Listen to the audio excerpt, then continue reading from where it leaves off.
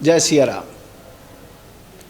ओम विघ्नेश्वराय वरदाय सुरप्रियाय लंबोदराय शकलाय जगद्दिताय नागाननाय श्रुति यज्ञ विभूषिताय गौरी सुताय गणनाथ नमो नमस्ते। प्रिय भक्तों, आप सभी को दीपावली के दीपोत्सव की हार्दिक शुभकामनाएं। माता लक्ष्मी आपके भंडारे भरें और भगवान गणेश आपके सभी विघ्नों को दूर करें। जैसा कि आप जानते हैं, सभी भक्त बड़े श्रद्धा बड़े आस्था के साथ दीपावली वाले दिन लक्ष्मी जी का पूजन करते हैं। यथासंभव सामग्रियां भी होती हैं, लेकिन पूजा का क्रम और किन किन सामग्री की आवश्यकता होती है वो सब सुनिश्चित न होने के कारण भक्त भ्रमित होकर के जैसे भी बनता है, यद्यपि भावपूर्ण होता है लेकिन सामग्री पूर्ण नहीं होती और क्रम नहीं होता पूजा का, जिससे हम पूजा में अनियमितता कर जाते हैं।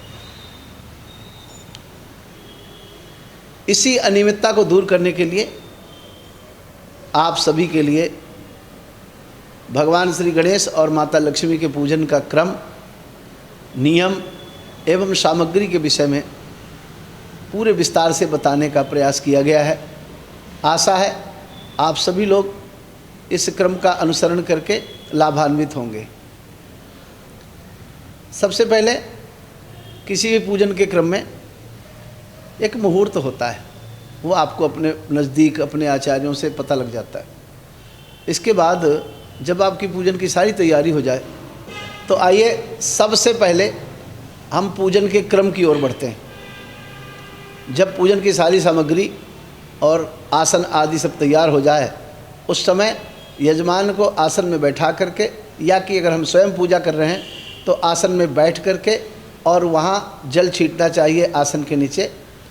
और पृथ्वी त्वया धृता लोका देवी तुम विष्णुनाम धृता त्वं च धारे माम देवी पवित्रम कुरु आसनम, ऐसा बोल के, और या कि ओम पृथिव्याय नमः इतना बोल देने से भी आपका काम पूरा हो जाता है। इसके बाद अपना पवित्रीकरण करना चाहिए। हस्त प्रक्षालन करके 3 बार जलपान करके आत्मशोधन करना चाहिए। केशवाय नमः, माधवाय नमः, नारायणाय नमः कह के 3 बार जलपान कर लें और ओम ऋषिकेशाय नमः कह के हाथ धो लें। इसके बाद अपने ऊपर अपने हाथों से ही जल छींट लें। मंत्र है ओम अपवित्रः पवित्रो वा सर्वावस्थांगतोऽपि वः यः स्मरेत पुंडरीकाक्षं सा बाह्याभ्यंतर शुचि। इस मंत्र के बाद पवित्रीकरण हुआ। इसके बाद तिलक होता है। जो भगवान को तिलक चढ़ाना उसे पूरा जूठा ना करें, भगवान के लिए अलग से निकाल लें और अपने लगाने के लिए तिलक अलग से रख लें। तो इस क्रम से पहले अपने तिलक लगाएं, फिर परिवार के किसी सदस्य को अपने हाथ से आप मौली बांध दें और उससे आप स्वयं बंधवा लें। इस तरह से रक्षा विधान हो जाता है। दिशाओं के रक्षण के लिए आप मंत्र बोले आवश्यक नहीं है। 10 दिशाओं में 8 तो दिशाएं होती हैं, तो 10 दिशाओं में आप और 2, एक ऊपर और एक नीचे, इस प्रकार से 10 दिशाओं में चावल छोड़ते हुए या कि पीला सरसों का छिड़काव करते हुए और नमन कर लेना चाहिए दिक्पालों को।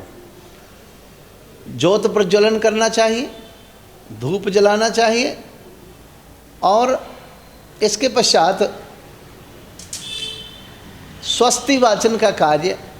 ओम स्वस्ति नः इंद्रो वृद्धस्रवः स्वस्ति नः पूषा विश्ववेदाः स्वस्ति नक्ताक्षर्यो अरिष्टनेमिः स्वस्ति नौ बृहस्पतिर्दधातु आदि मंत्रों से शांति पाठ करना चाहिए। देवयौ शांतिरंतरिक्षगं शांति पृथ्वी शांतिरापः शांति औषधयः शांति वनस्पतयः शांति विश्वे देवा शांति ब्रह्म शांति सर्वगं शांति शांतिरेव शांति शामा शांतिरेधि।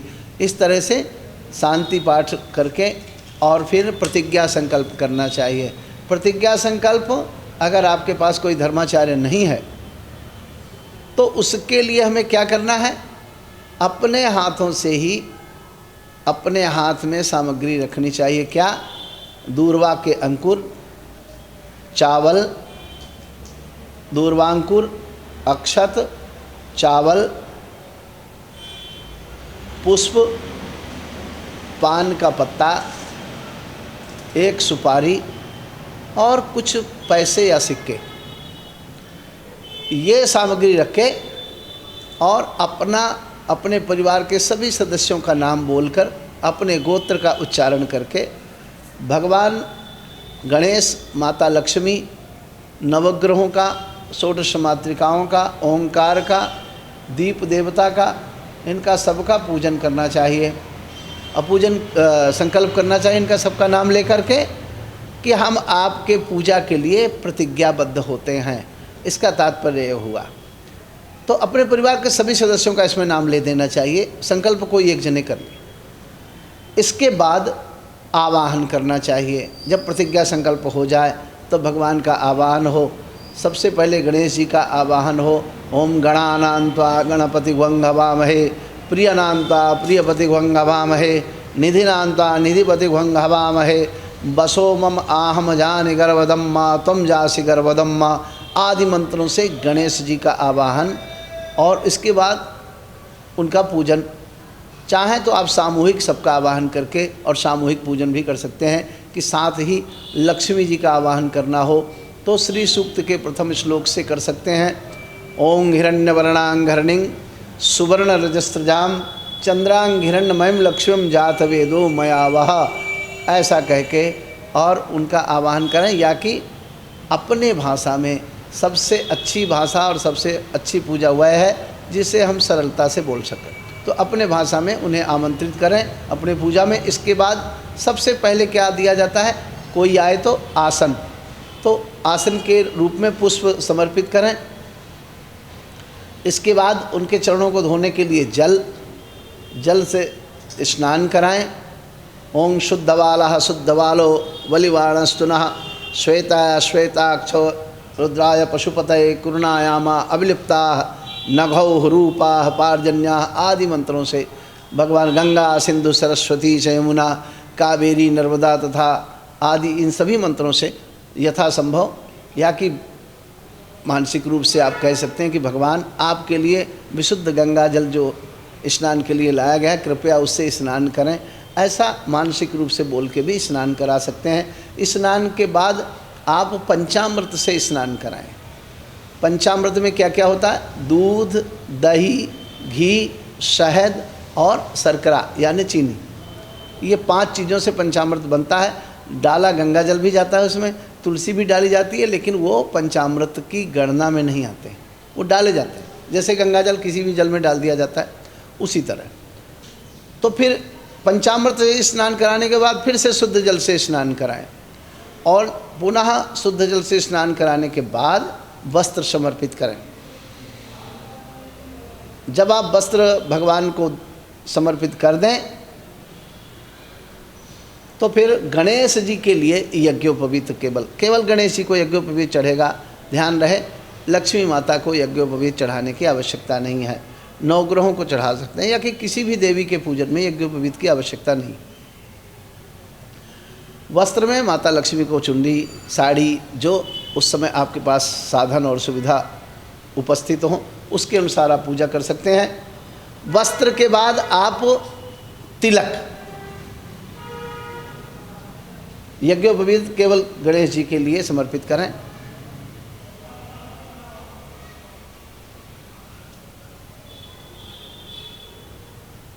और इसके बाद तिलक,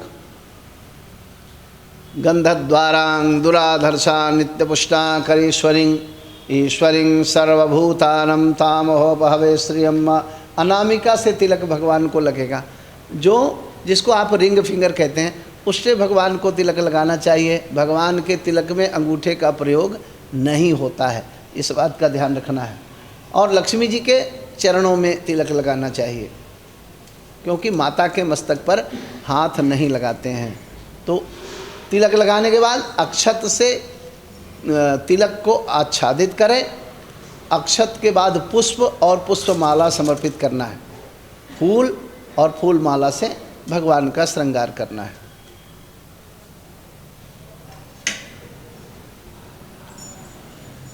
हो सके तो पुष्प जो गणेश जी को प्रिय हैं वो मंगाए जाएं, जैसे कि नारियल के पुष्प हैं, सुपारी के पुष्प हैं, वो मंगाए जाएं। और लक्ष्मी जी के लिए कमल पुष्प मंगाए जाएं, कमल पुष्पों की माला मंगाई जाए।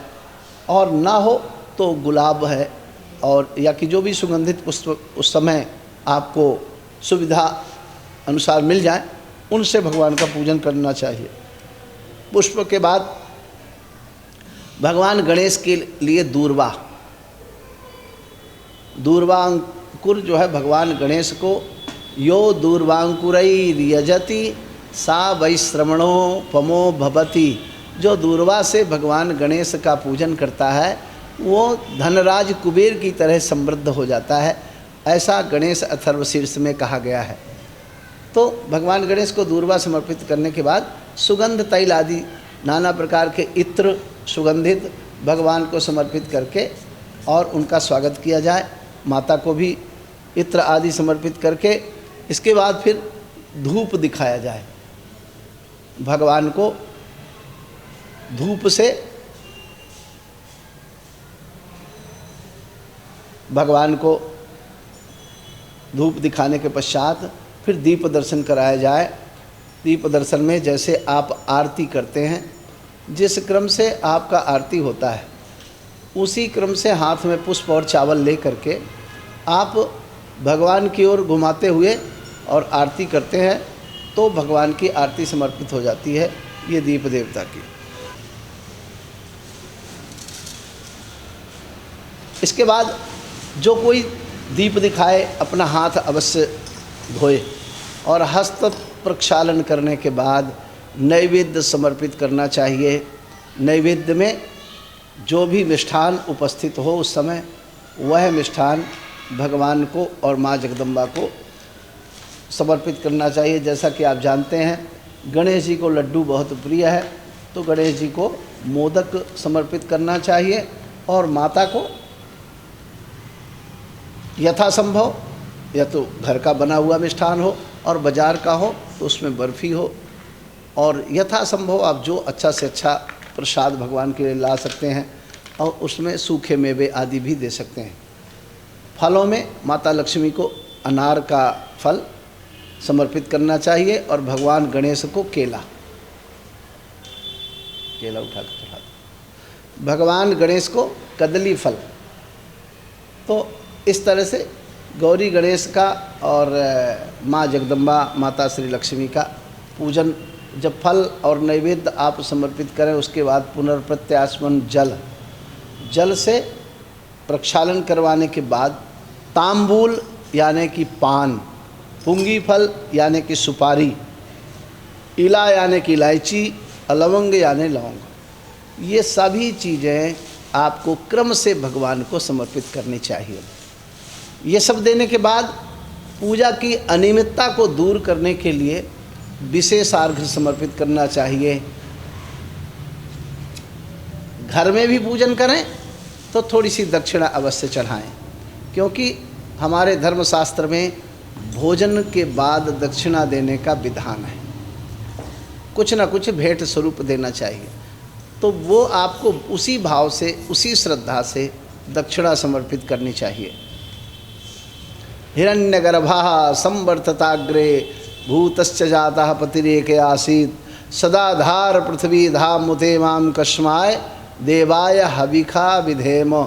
ऐसा कह के अब भगवान का दिया हुआ सामग्री भगवान को समर्पित करने में आपका क्या लगता है, आपका भाव लगता है, तो उसी भाव से भगवान की पूजा करनी चाहिए।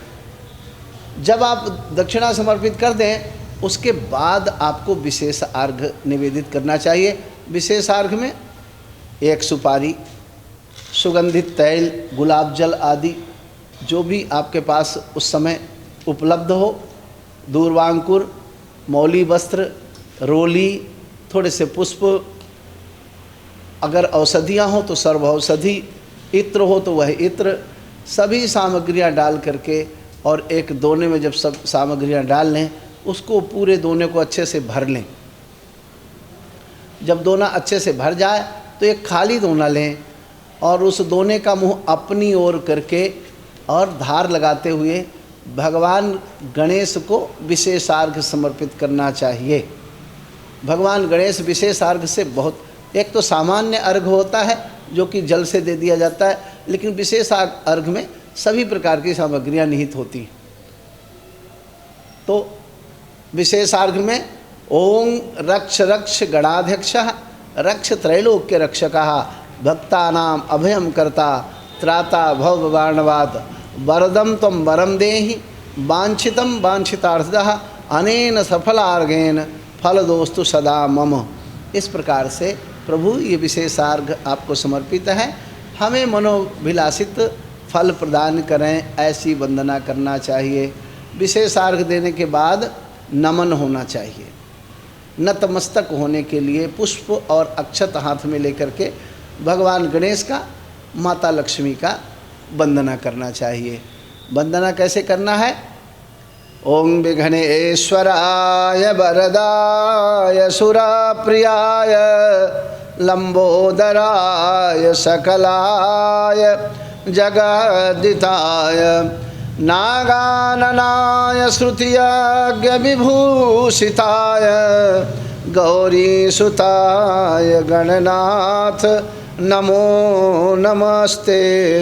या श्री स्वयं सुकृतिनां भवनेश्वलक्ष्मी पापात्मनां कृतधियां हृदये सुबुद्धि श्रद्धा सतां कुलजना प्रभवश्च लज्जा तां त्वां नतास्मि परिपालय देवी विश्वम। इस तरह से माता का और भगवान गणेश का नमन करके, बारंबार अभ्यर्थना करके, पूजा करके, समर्पण के साथ भक्तिपूर्वक ध्यान करके और फिर माता की और गणेश जी की नीराजन करना चाहिए, यानी कि आरती करनी चाहिए। आरती में पंच प्रदीप का विधान है, 5 दीप हों तो सबसे अच्छा है। तो यदि पंच प्रदीप नहीं है आरती में तो फिर हम क्या करें? फिर हमें कपूर की आरती करनी चाहिए। पंच प्रदीप प्रधान है वैसे आरती में, और उसका कारण भी है कि 5 देवताओं का प्रधान पूजन होता है, जिनमें 3 देवता है, ब्रह्मा विष्णु महेश, और चौथे हैं माँ जगदम्बा आदि शक्ति, और 5वें हैं गणेश। ये 5 देवताओं का पूजन होता है, इसीलिए हर आरती में पंच प्रदीप का विधान बनाया गया कि आरती 5 दीपों से होनी चाहिए। जब आप पंच दीपों से आरती करें तो या तो आरती गा लें, या भगवान की स्तुति कर लें, या कीर्तन कर लें, या कोई श्लोक या स्तोत्र कोई, जैसे कि कनकधारा स्तोत्र है, अंगम हरै पुलक भूषणमाश्रयन्ति भृंगांगनैव मुकुलं भरणं तमालम अंगीकताखिल विभूति पारांगलीला मांगल्यदास्तु मम मंगल देवताया। इस तरह से माँ का कनकधारा स्तोत्र है। और भी माता लक्ष्मी के लक्ष्मी अष्टक है, नमस्तेस्तु महामाये श्रीपीठे सुरपूजिते शंख चक्र गदा हस्ते महालक्ष्मी नमोस्तुते। ये भगवान का, गणेश जी का अगर पहले आरती करें तो जो आरती है या तो वो गा लें, नहीं गाना है तो गणेश अथर्वशीर्ष का पाठ कर लें, या कि विघ्नहरण मंगल अष्टक भगवान श्री गणेश का स्तोत्र पाठ कर लें, जो संभव हो सके और जो भाषा आपके लिए सरल सहज हो उसी से आप भगवान का पूजन कर सकते हैं। तब जब आपके पास कोई धर्माचार्य ना हो, अगर कोई धर्माचार्य होंगे तो वो तो अपने आप ही आपको पूजा के क्रम, पूजा की सामग्री, सभी चीज़ें बताएंगे।